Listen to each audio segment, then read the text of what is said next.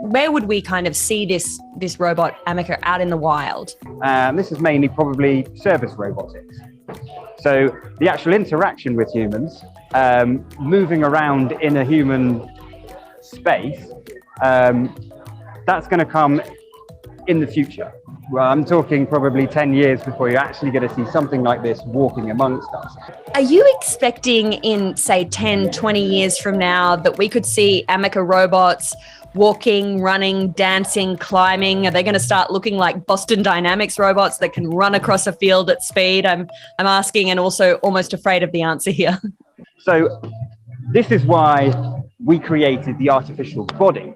And the artificial body is a human-like form that everyone can relate to and everyone can interact with without having to look through a user manual. So what kind of level of artificial intelligence have you baked in terms of the communication capabilities and Ameca understanding and responding, even speaking to you?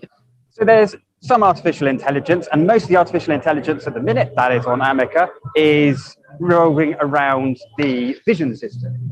So Ameca does actually have a camera in each of its eyes, so it can see what's going on.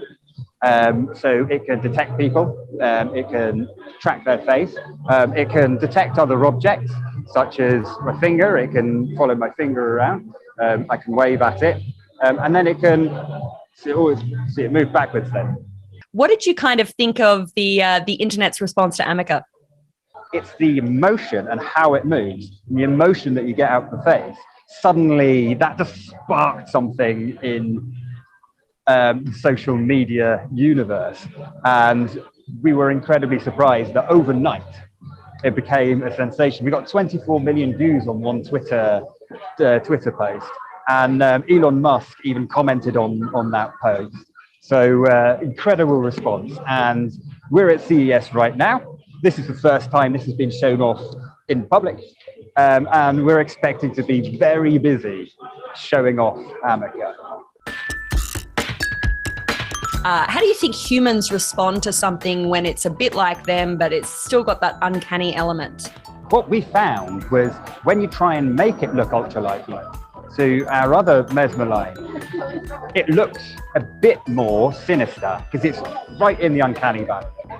But actually, when we created Ameca, we pulled it backwards out of the uncanny valley because it looks less human, because it's plastic, because it's metal, and because it's of grey skin.